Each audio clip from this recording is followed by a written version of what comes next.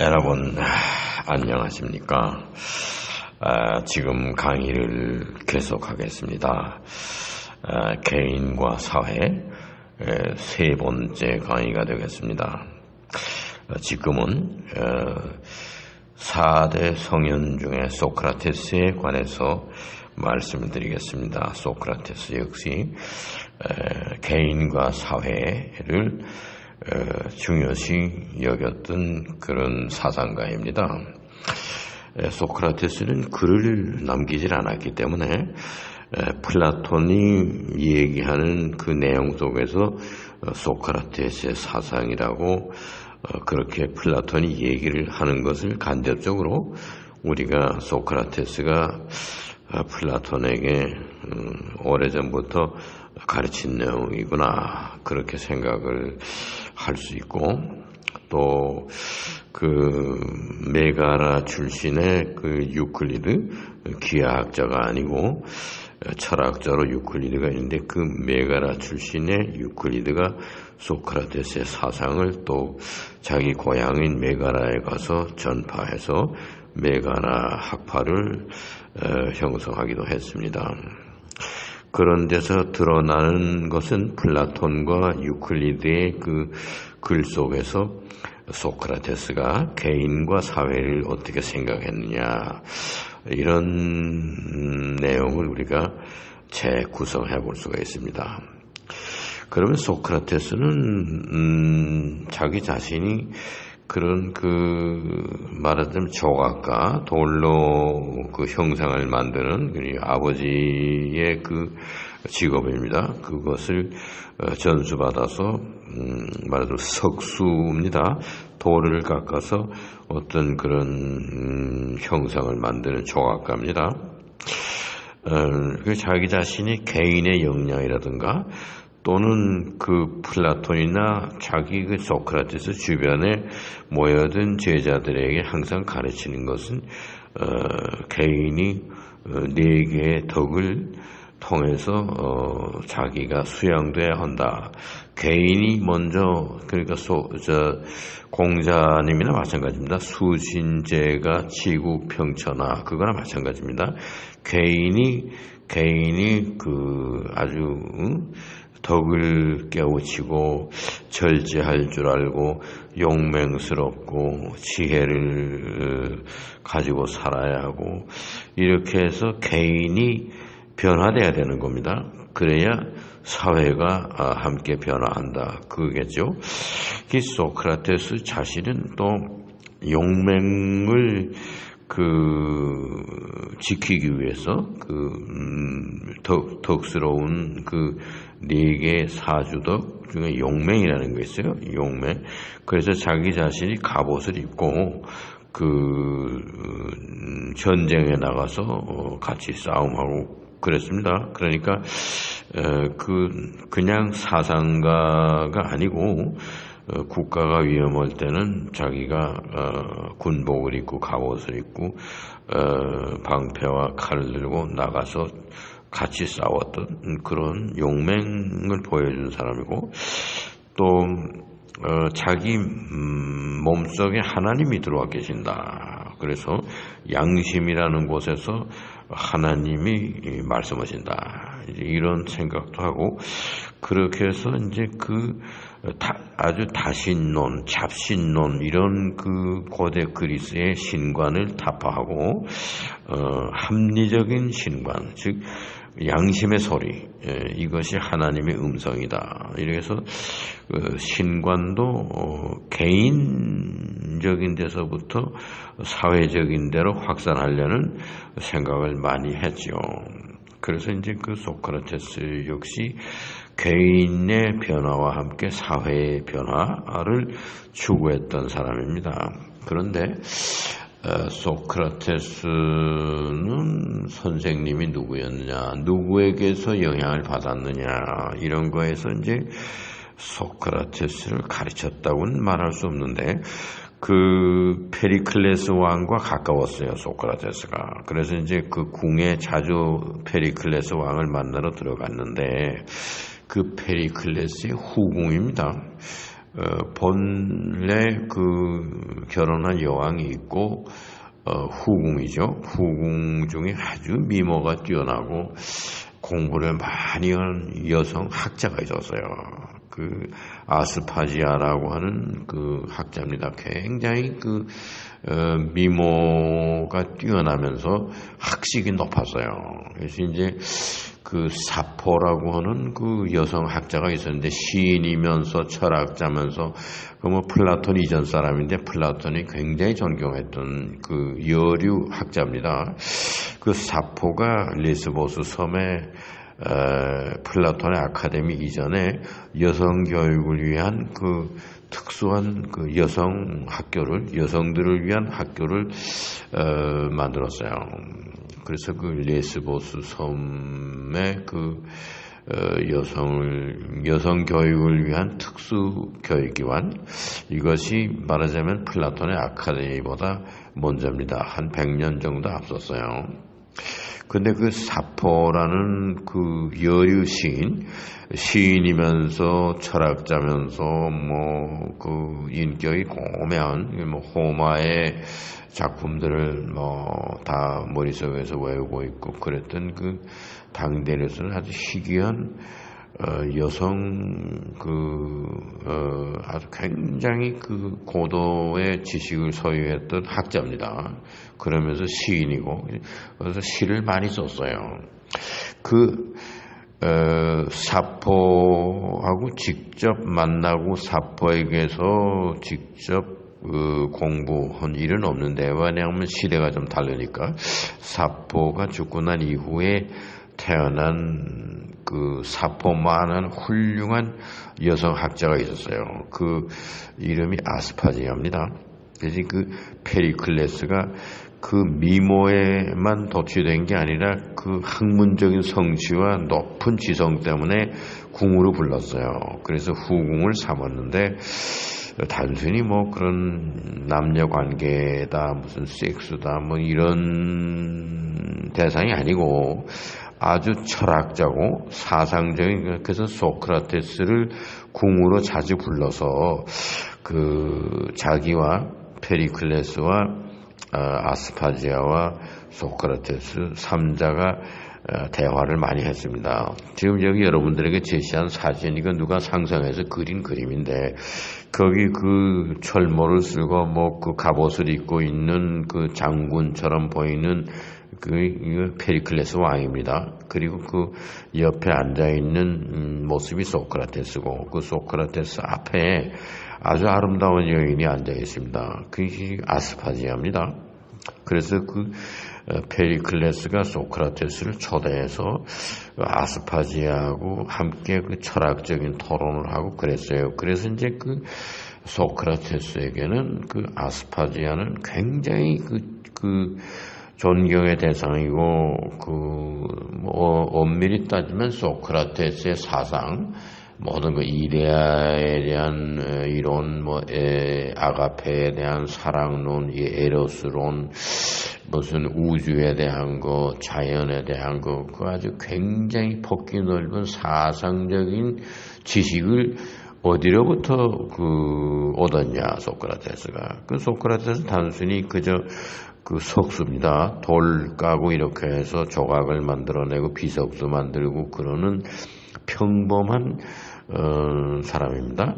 그런데 그런 높은 지식을 소유한 것은 소크라테스도 뭐 공부를 했을 거 아닙니까? 누가 가르쳐 주는 것을 배웠다든가 이런데, 이 경우가 그 페리클레스 왕의 후궁이었던 아스파지아라고 하는 아주 높은 수준의 학자입니다. 인격이 아주 고매하고 굉장히 아름답게 생긴 여인이에요. 그래서 소크라테스가 그 아스파지아를 굉장히 흠모하고 존경하고 그 아스파지아로부터 많은 그 이야기를 들었습니다. 그런데 이제 플라톤이 그 대화편을 쓰면서 소크라테스가 중심이 돼가지고 뭐 그 대화편을 항상 많이 썼는데 그 중에 그 심포지움이라 향연이다. 심포지움이라고 하는 글을 쓴 게 있어요. 그것은 에로스라는 사랑에 관한 토론입니다. 그 지금 모두 모였어요. 거기에 플라톤, 소크라테스, 아리스토파네스, 알키비아데스, 그런 사람들이 모여서 오늘은 우리가 저녁 식사 함께 하고 에로스가 무엇인지 토론해보자. 이제 이런 얘기를 하는 과정에서 아리스토파네스가 이런 얘기를 합니다. 인간은 원래가 이중으로 창조되었다 그겁니다. 그래서 남자 여자가 붙어서 한 몸이 된 남녀 혼합체.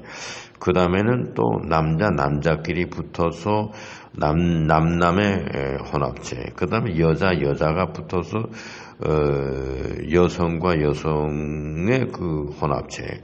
이런 세 종류의 인간이 있었다 이겁니다. 그런데 이제 제우스 신이 벌을 내렸어요. 그래서 다 절반으로 짜겠습니다. 그래서 무수한 수의 남자와 여자가 생겨났다 그런 겁니다. 그래서 이제 모두 자기가 함께 붙어 있었던 원형이죠, 원형. 그것을 자꾸 찾으려고 노력한다. 그래서 이제 남자와 여자가 붙어 있었던 경우는 자기 짝을 찾아서 결혼을 하게 되고, 그 다음에는 남자끼리 붙었던 존재는 남자를 그리워하고 서로. 그래서 이제 동성애를 하게 된다. 여자끼리 붙었던 건 마찬가지입니다. 여성을 그리워합니다. 그래서 이제 남성끼리 사랑하는 동성애, 여성끼리 사랑하는 동성애, 이런 것이 생겨났다. 이것이 이제 아리스토파네스가 에로스에 대한, 사랑에 대한 자기가 알고 있는 지식을 이제 얘기를 하는 겁니다. 그런 데서 이제 플라톤이 얘기를 하는 것은 이제 거기서 이제 소크라테스가 무슨 얘기를 하는 허게끔 분위기를 만듭니다. 그래서 소크라테스가 얘기를 하는데 소크라테스가 무슨 얘기냐? 내가 하여튼 높이 고양된 지식을 가진 여인이다. 그 여인의 이름은 디오티마다. 이렇게 그것은 익명으로 아스파지아라고 안 하고 소크라테스가 내가 디오티마라고 하는 굉장히 높은 지식을 가진 그런 여자로부터 들었다. 그래서 에로스라는 게 뭐냐? 이렇게 들었다.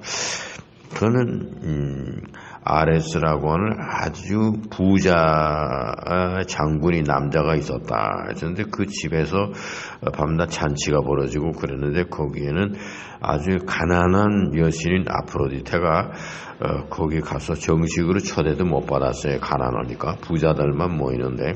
그래서 몰래 부자들 모이는데 가서 들다 보니까 자기가 너무 가난하다 이거야. 그래서 이제 그 아레스라고 하는 그 부자 주인 저 사람하고 관계를 해서 내가 아이를 낳으면은 아주 부자로 살 수 있는 아이를 낳겠구나.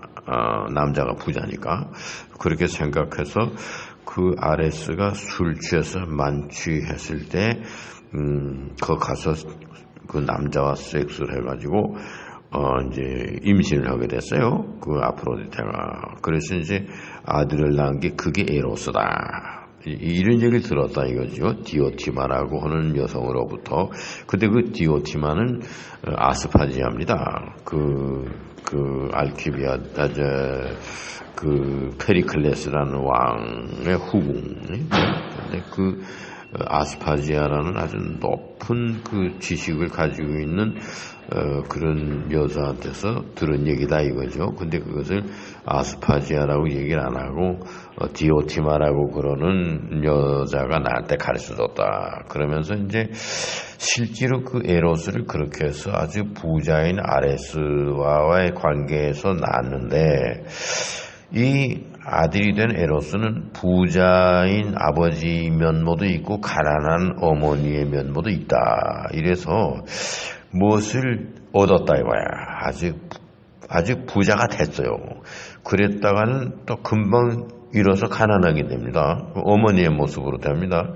그래서 가졌다가는 잃고, 뭐 이루었다가는 다 없어지고, 성공했다가는 실패하고, 이런 존재가 됐다 이거죠. 그래서 에로스는 항상 부단하게 뭐를 얻으려고 노력하는 존재가 됐다가는 얻었다간 또 잃고, 그러니까 잃게 되면 또 더 큰 것을 얻으려고 노력하고, 그래서 에로스는 부단히 자기를 발전시키고 그러는 것이다. 이제 그것이 장인 정신이죠. 그래서 자기가 얻었다고 하는 데 대해서 만족을 못하는 거죠. 만족 못하고 그것을 버리고 또 새로운 것을 찾아 나서고 이러는 그 정열이죠. 그런 뭐를 추구하는 사랑이죠. 사랑인데 이게 단순히 남녀 간의 사랑이 아니고 예술을 갈망하는 어떤 예술적인 그런 하나의 집념입니다. 에로스가 소크라테스가 설명하는 건 그겁니다. 그래서 우리가 음악가를 본다 그러면은 대가는 무엇이 대가냐? 내가 이루었다 이거야. 뭐 콩쿠르에서 1등 했다. 뭐 그랬으면 다 됐다. 이렇게 생각하는 건 대가가 아닙니다. 이루었어요. 근데 그걸 다시 잃고 더 좋은 것을 얻기 위해서 또 찾아 나서는 거. 그래서 또 더 좋은 것을 얻었다 이거야. 그 다음에 또 그것을 버리고 그보다 더 나은 것을 찾아 나서는 거. 이래서 계속 발전하는 겁니다. 이것이 에로스다. 그 소크라테스 설명 그겁니다. 그래서 대가의 모습은 장인정신이에요. 장인정신. 예를 들어서 스트라디바리우스가 바이올린을 뭐 자기 살아생전에 뭐 1000몇백 개를 만들었다 그러는데 그게 다 젊었을 때부터 만드는 것이 계속 나이가 들어가면서 성숙하고 뭐 90세가 돼가지고 손이 막 떨리고 그때 만든 것은 아주 최고의 명기입니다. 이 장인정신은 계속해서 발전하는 거죠. 그게 에로스입니다. 그건 왜 그러냐? 아버지는 부자고 어머니는 가난하기 때문에 항상 부자가 됐다가 가난해지고 그러면 또 부자가 되려고 노력하고 그 다음에 또 가난해지고 이러한 모습이 되기 때문에 부단히 자기를 발전시키고 그렇게 된다. 이것이 이제 예술을 사랑하는 그 정열적인 에로스죠. 내가 음악가가 되겠다. 그런 부단히 그 한 가지 얻은 것에 대해서 만족하지 않고 계속해서 더 큰 것을 얻으려고 노력하는 거. 그 과정이죠. 이런 것이 에로스다. 바울 사도가 설명했습니다. 누구든지 선줄로 아는 자는 넘어질까 두려워해야 된다. 이런 겁니다. 만족하지 못하는 거. 내가 뭘 얻었다. 예를 들어서 내가 이미 일어섰다. 이랬으면 이제 된 거다. 이렇게 생각하는 것이 아니고 혹시 이것도 내가 넘어지는 게 아니냐. 그래서 그 서 있는 상태를 계속 유지하는 것뿐만 아니라 그것을 더 견고하게 해야 되고 넘어지지 않게 해야 되고 이런 거에 대한 부단한 노력, 이런 것이 끝없는 노력, 이것이 에로스다. 이런 겁니다. 이런 것을 그 소크라테스가 디오티마라고 하는 아주 높은 지식을 가진 여인에게서 들었다. 이렇게 이제 설명을 해서 알키비아데스 장군이 또 소크라테스 친구인데 소크라테스야말로 에로스가 뭐냐 아주 새로운 면모를 우리에게 설명해 준다. 이래서 이제 소크라테스를 칭찬하고 그 말이 맞다. 뭐 이런 것으로서 그 향연이라는 심포지온이라는 그 대화편은 끝납니다. 이 플라톤이 기록한 겁니다. 이 플라톤은 소크라테스가 진실로 그렇게 말했었다. 이런 거를 이제 얘기하는 거죠.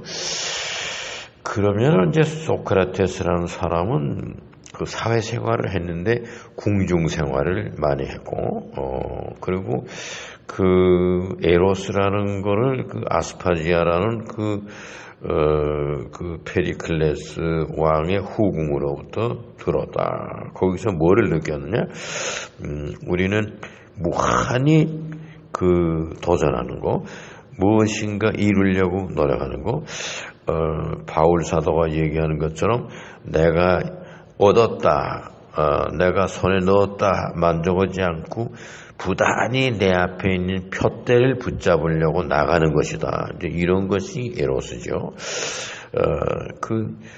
개인과 사회를 이야기하면서 소크라테스가 얘기하는 것은 개인의 발전과 함께 사회의 발전, 이거는 에로스 정신에게 있다. 이런 것을 소크라테스가 이야기를 한 겁니다. 그것이 플라톤이 향연이라고 하는 심포지움이라고 하는 대화편에서 소크라테스의 사상을 설명을 합니다. 그러면은 제가 지금 개인과 사회라고 하는 개념을 가지고 사성현들이 뭐라고 가르쳤냐, 이것을 여러분들에게 지금 설명드리고 있는 것입니다. 부처님의 경우는 기사고타미를 통해서 이 사회에는 우리가 모르는 내가 슬픈 일이 생겼다, 내 주변에 사람이 죽어서 안타깝다, 그것만 있는 게 아니다. 우리 사회가 살아있는 사람보다는 죽어있는 사람이 더 많은 것이고, 이 사회는 내가 가지고 있는, 개인이 가지고 있는 슬픔보다 큰 슬픔이 사회에 존재하고, 개인이 내가 가지고 있는 고민보다 더 큰 고민이 사회에는 존재하는 것이다. 이런 거를 가르쳤다. 키사고타미가 굉장히 여자로서 부처님의 수제자가 되었다. 아주 아름다운 미모를 가진 여성으로서 훌륭한 제자가 되었다는 말씀드렸고, 그 다음에 공자님도 역시 여성과의 관계가 있었어요. 윗나라에 가서 영공의 부인인 남자라는 여자와 가까이 지냈다. 그래서 제자인 자로도 근심이 됐다. 근데 거기에는 남자라고 하는 이름을 가진 여자가 아주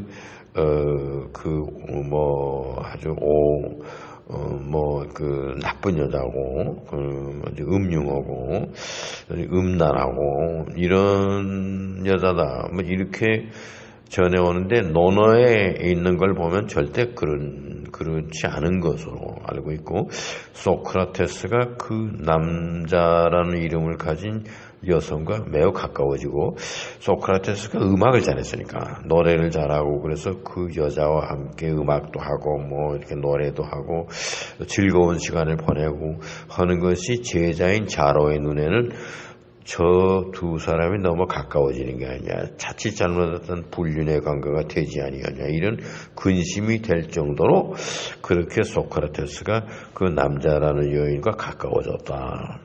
근데 여인도 무슨 그런 불륜의 관계를 맺기를 원한 것이 아니고 그저 서로 이해하고 서로 어떤 거리를 두고 사랑할 수 있는 소크라테스가 얘기한 에로스 정도, 그런 거, 그런 뜻으로 인자는 애인이다, 어진 사람은 인간을 사랑한다, 그런 가르침인데, 마지막에 애인이라는 건 내가 될 수도 있지 않냐, 당신이 인자라 그러면 나는 당신의 애인이 될 수 있지 않겠느냐, 이런 얘기도 했었다 그러는데, 아주 오염하고 못된 여자다, 이렇게 생각이 안 갑니다. 그런 여자 같으면 소크라테스가 절대로 가까이 안 했을 겁니다. 그러면서 이야기하는 것은, 내가 불륜의 관계를 하고 무슨 일을 저지르면 하늘이 나를 갖다가 책망할 것이다, 이렇게 자로에게 얘기하고, 자기는 아름다운 여성을 보면은 덕이 먼저 생각나고, 아름다운 여자와 어떤 그런 호색 관계, 무슨 그런 여색이다, 이렇게 하면 덕을 실천에 옮기는 것이 그렇게 강해야 하는 것이다, 이 생각을 하는 사람이다 내가. 그렇게 이제 자로에게 자기 자신의 입장을 얘기했다, 이런 말씀도 말씀드렸습니다.